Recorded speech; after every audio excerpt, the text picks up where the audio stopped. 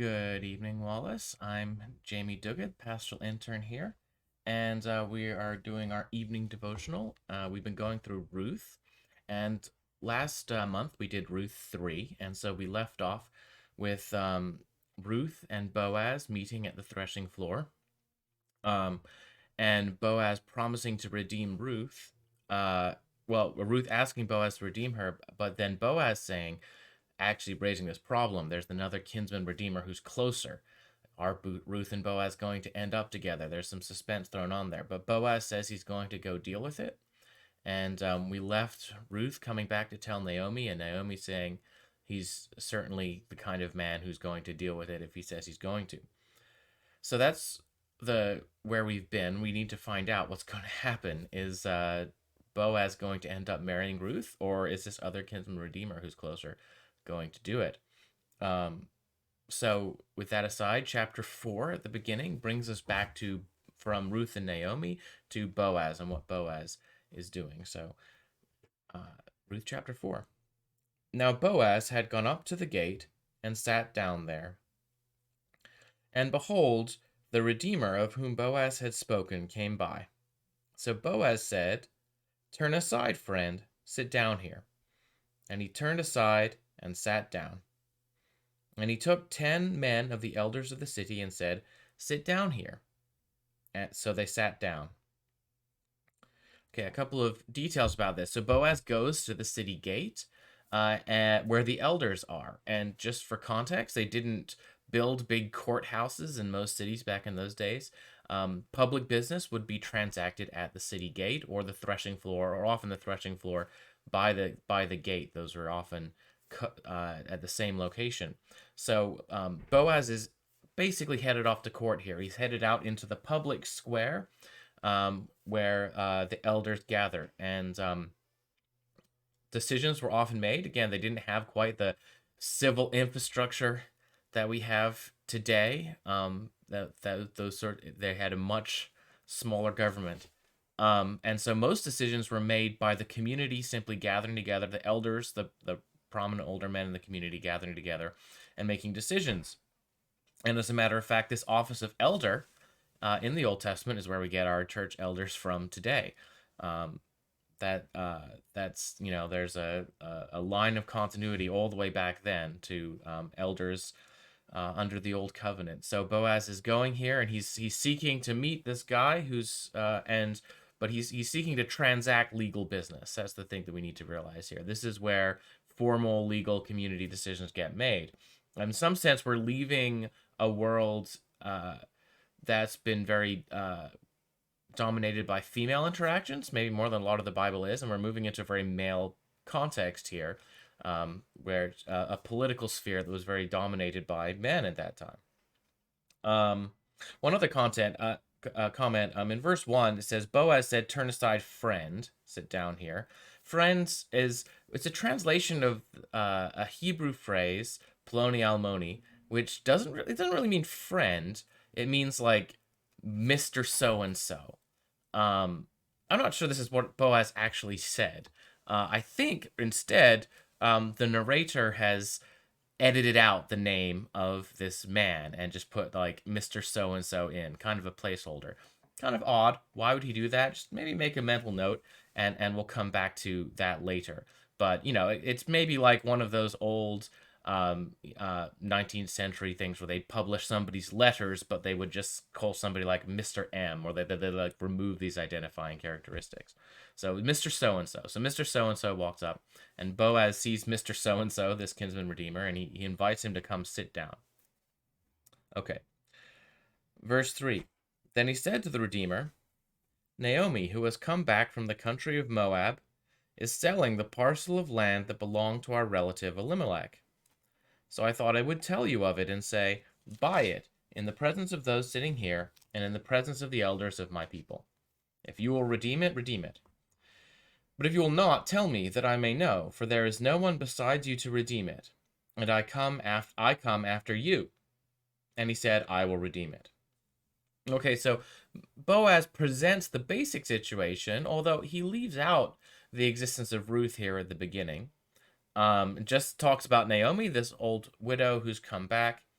and talks about this plot of land, and presents it to the guy and says, "Listen, if you're gonna redeem it, redeem it." Seems pretty basic, but also pretty important. Obviously, this guy, although it seems like it would be primarily his responsibility to care about Naomi, hasn't really been in the picture. But now here, Boaz has cornered him in front of the prominent members of the community and kind of forced him to make a decision. And isn't that kind of the way a lot of um, injustices happen in society? Not always because of somebody trying to take action in an evil way, but often just by ignoring the just claims that people have on us, failing to take the action we should. But Boaz is here, and he's gonna make the guy make a decision, one way or the other. Uh, Make sure that the lines of responsibility are clear so that the widow can be cared for.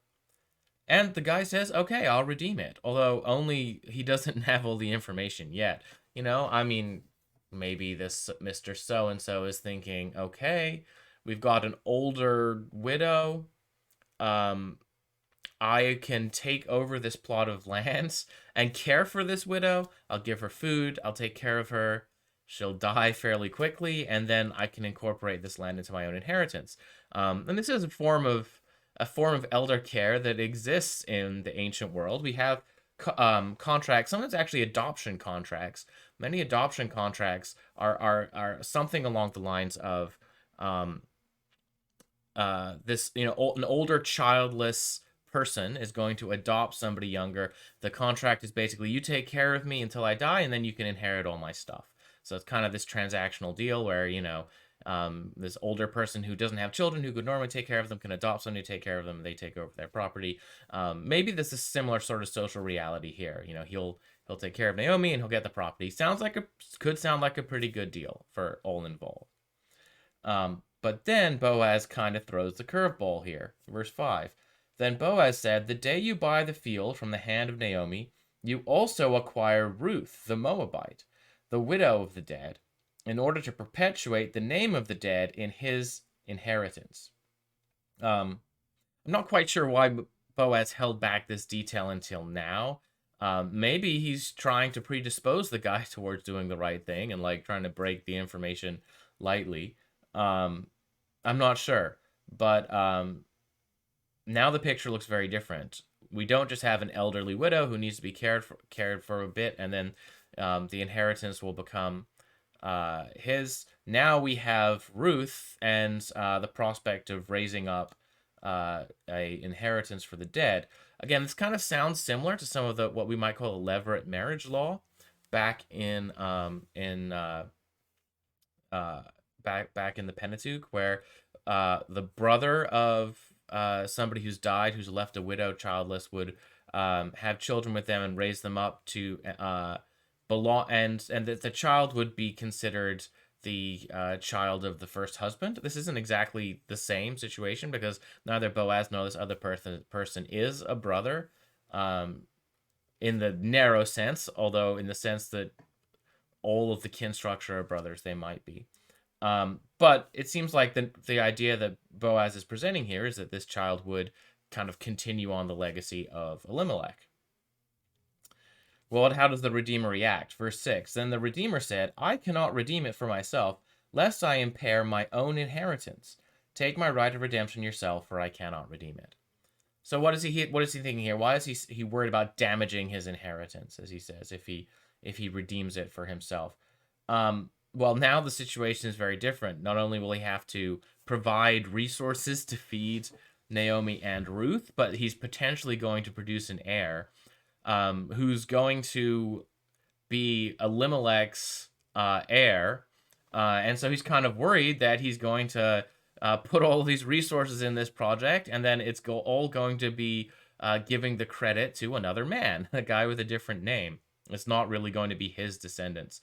At least that's what I would intuit is going on.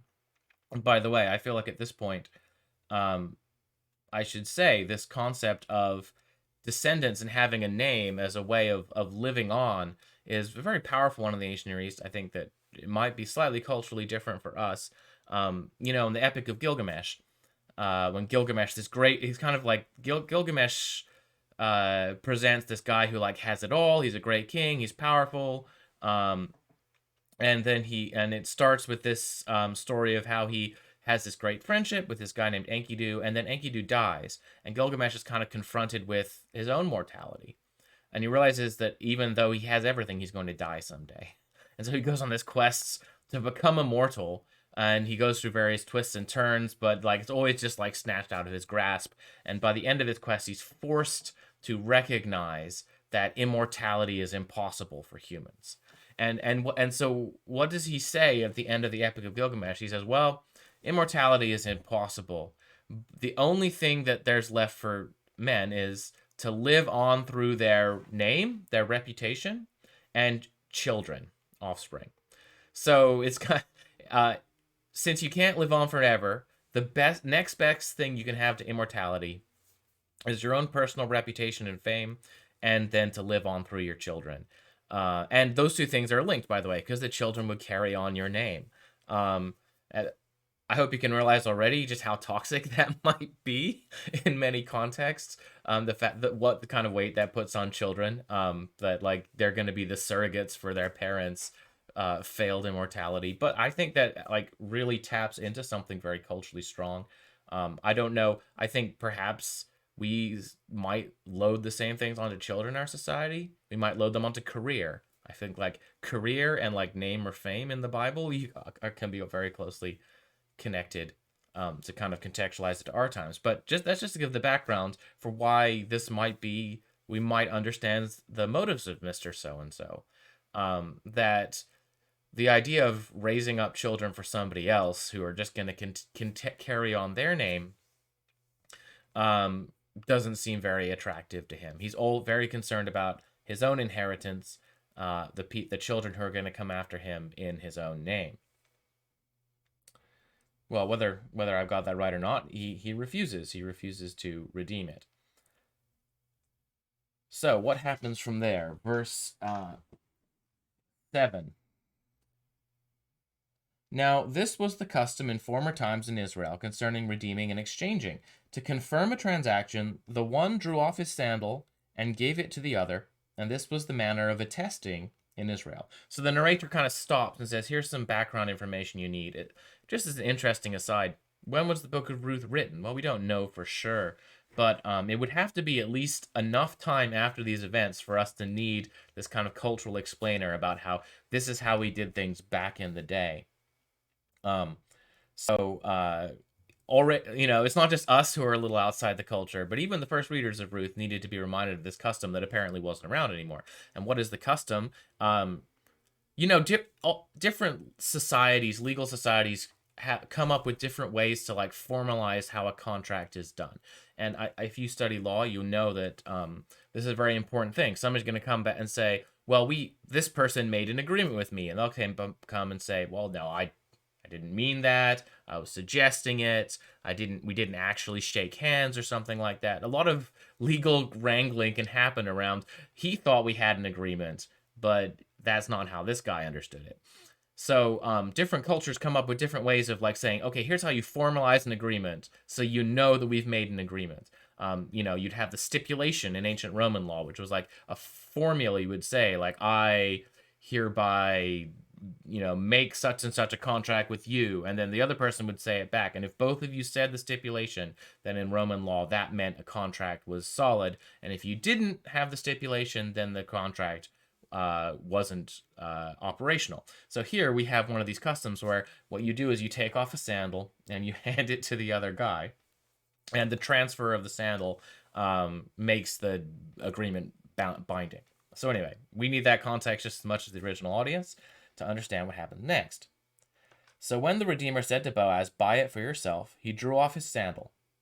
Then Boaz said to the elders and all the people, you are witnesses this day that I have bought from the hand of Naomi all that belonged to Elimelech and all that belonged to Chilion and Mahlon.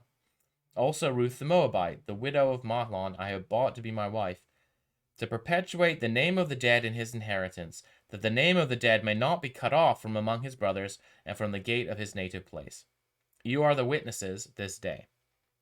So Boaz says, Formally, I've done this, and now you see why the elders are all there. They're going to function as witnesses, so that this contract is binding.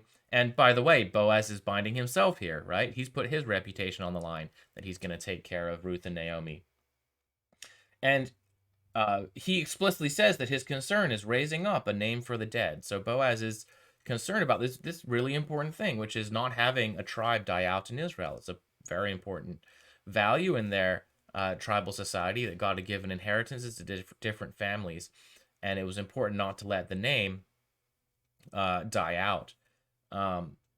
So Boaz is doing something that's an act of faithfulness, an act of faithfulness to God's people, an act of faithfulness to his kin in marrying Naomi.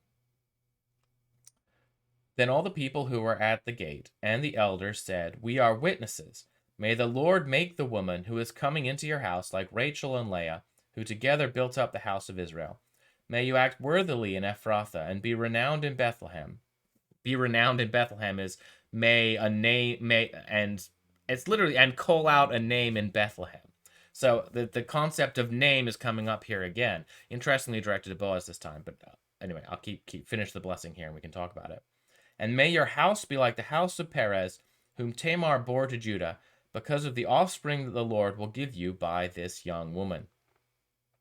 So the elders not only witness it, but then they call out a blessing on Boaz. In this case, they bless Boaz's name and say, "Since you've raised up a name, may your name be raised up." And they also make some comparisons with God's faithfulness in giving offspring to Rachel and Leah. And then also, interestingly, Tamar. Boaz is actually descended from Perez, so it's not so surprising. But I mean, it is interesting, and it makes an interesting link between Ruth and Tamar. If you remember the story of Tamar, she's the one who was kind of frozen out of having an heir because her father-in-law Judah refused to let her be married to his third son, because after her husband died for wickedness, his other son had also died for wickedness, and he blames Tamar, and refuses to let her marry his third son, and so Tamar ends up tricking Judah into sleeping with her by masquerading as a prostitute. It's an interesting story. In both cases, in both Ruth and Tamar, you have a kind of sexually fraught situation. We talked about that last week. Not that Ruth does the same thing as Tamar, but you have something kind of sexually fraught about it, but you also have it resulting in ultimately offspring. And so here they call out this blessing, which I don't know, maybe Judah and Tamar seems like a weird blessing to call out, but nevertheless, through Tamar's persistence, she receives offspring, and so they call out the same blessing on Boaz and Ruth. Okay, so that's the blessing that the men at the city gate call out. Let's keep reading. "So Boaz took Ruth, and she became his wife. And he went into her, and the Lord gave her conception, and she bore a son. Then the women said to Naomi, 'Blessed be the Lord, who has not left you this day without a redeemer, and may his name be renowned in Israel. He shall be to you a restorer of life and a nourisher of your old age. For your daughter-in-law, who loves you, who is more to you than 7 sons, has given birth to him.'" So now we have a blessing from the women of the neighborhood.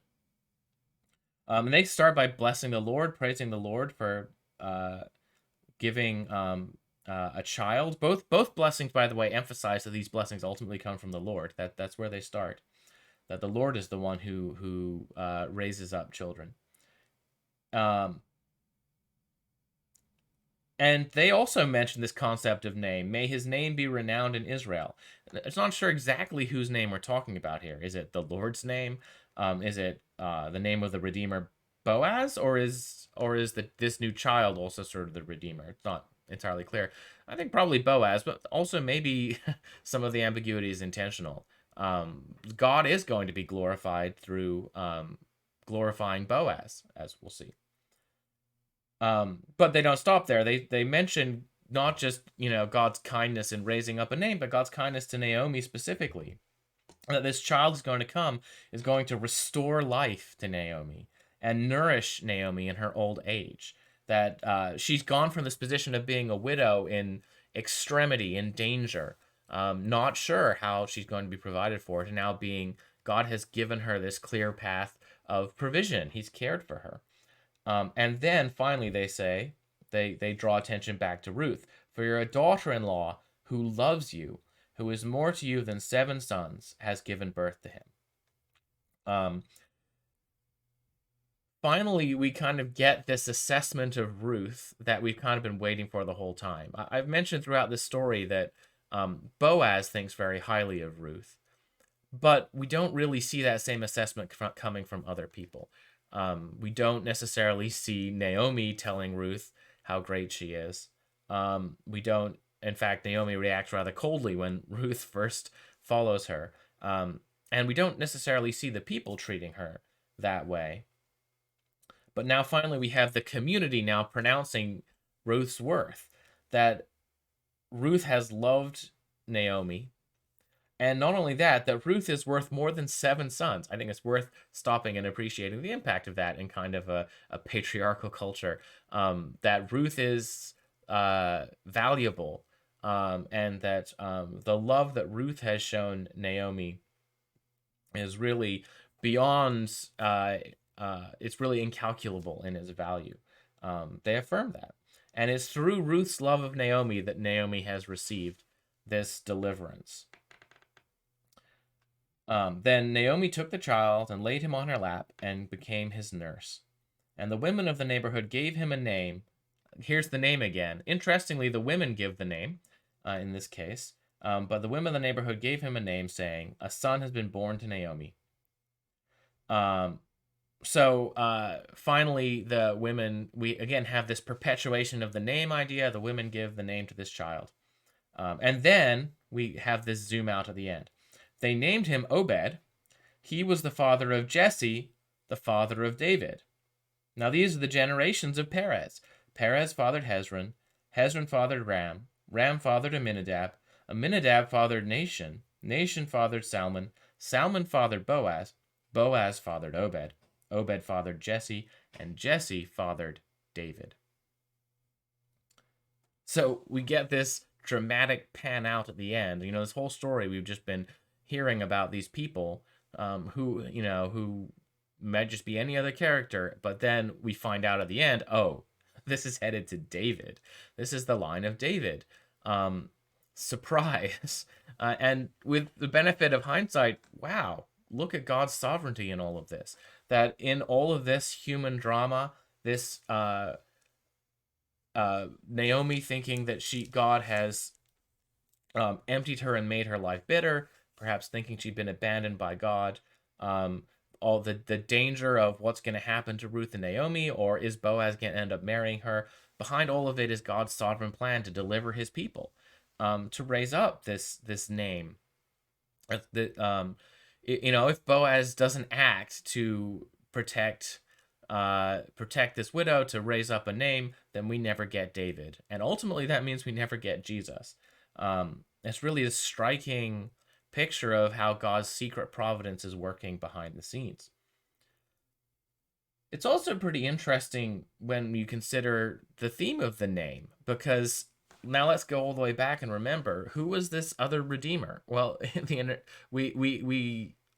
I assume that Boaz did address him by his name, but all we get in the story is Mr. So-and-so.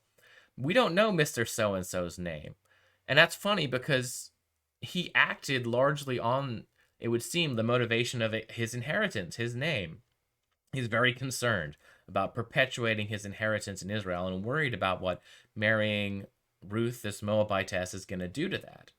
Whereas Boaz, who potentially takes that risk to his reputation of the idea that he's going to father these children who then are all known as like Elimelech's descendants, Boaz actually gets included in the genealogy here at the end, and he ends up becoming the ancestor of David.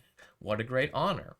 And so we have somebody who's very, very desperate, like very, very driven by the idea of perpetuating his own name, his own reputation, the kind of picture of worldly success in his culture, and he's erased from history.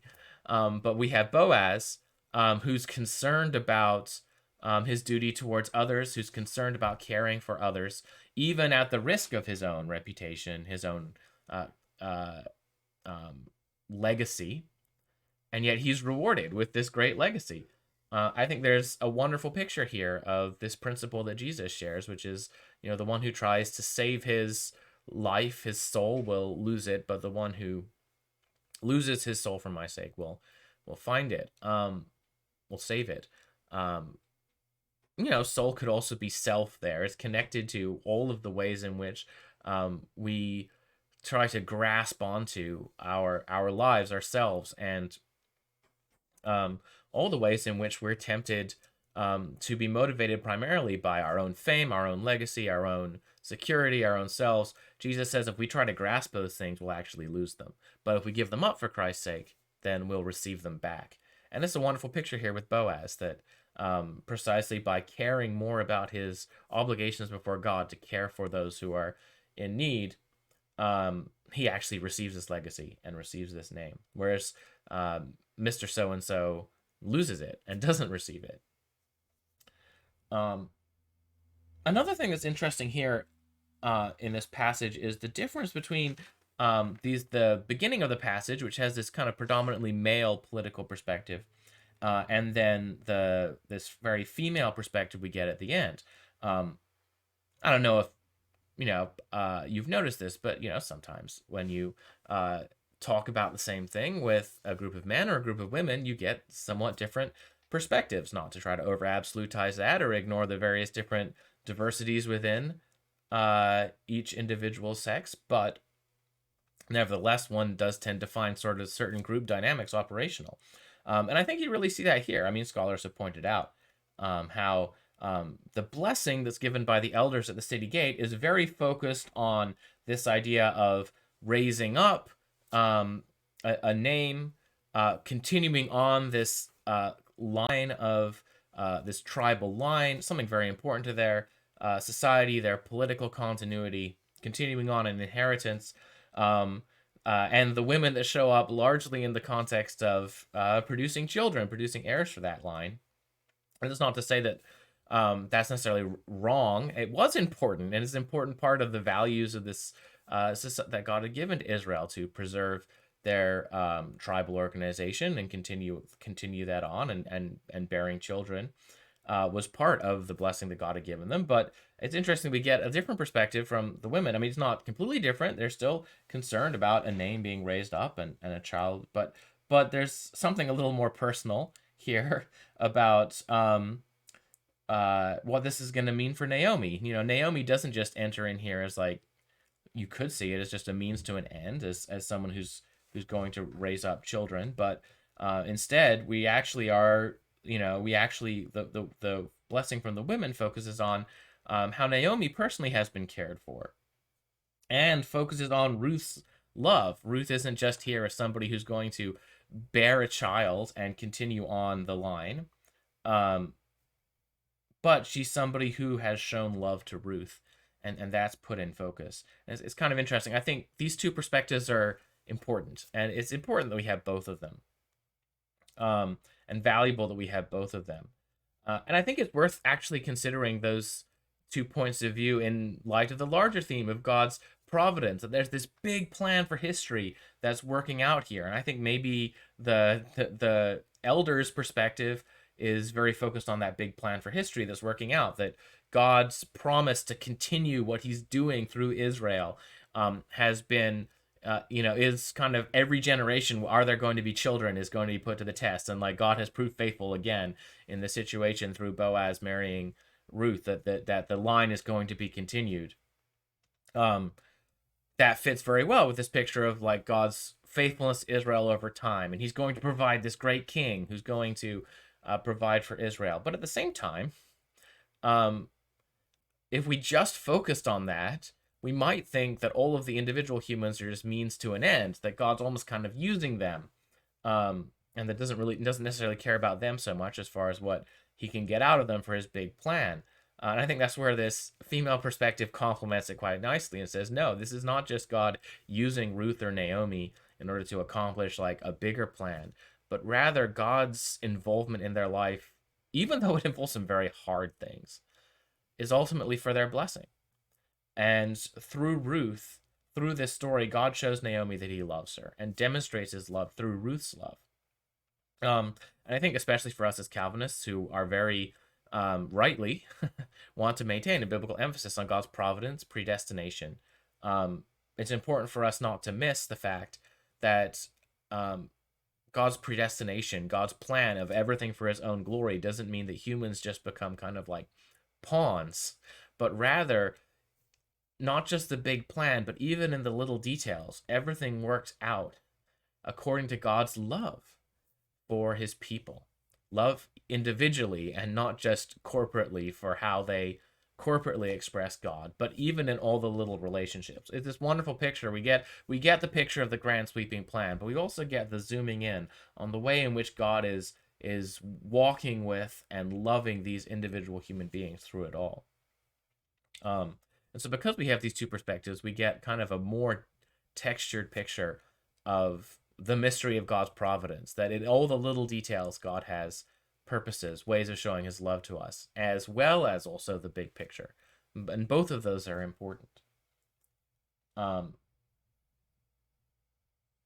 so how do we apply this to ourselves today? Well, I think one thing is we can learn to emulate Boaz. Thinking about our lives from this perspective, not so much of building a name for ourselves, but instead freely giving up our reputation, our fame in the pursuit of God's kingdom. And that's actually the path of blessing. It's paradoxical. It's a paradoxical ethic Jesus calls us to. But is one that he lived himself, isn't it? I mean, Jesus gave up his life and received a kingdom. And I think above all, we can apply this by seeing not just Boaz's faithfulness and not just Ruth's faithfulness, but God's faithfulness behind this. You know, through both Boaz and Ruth, God is blessing not just Naomi, but his whole people. He's taking this incredibly tragic situation of the death of almost an entire family and turned it around, not just into a blessing for his whole people, but for a blessing for Naomi specifically, the one who was, God has given up on me. God has made me bitter. He's taken her from this place of emptiness, of bitterness, and brought her to a place of blessing. Isn't that such a beautiful picture? Isn't that so comforting for us? Because isn't that what God has done in Jesus? Jesus is our Redeemer.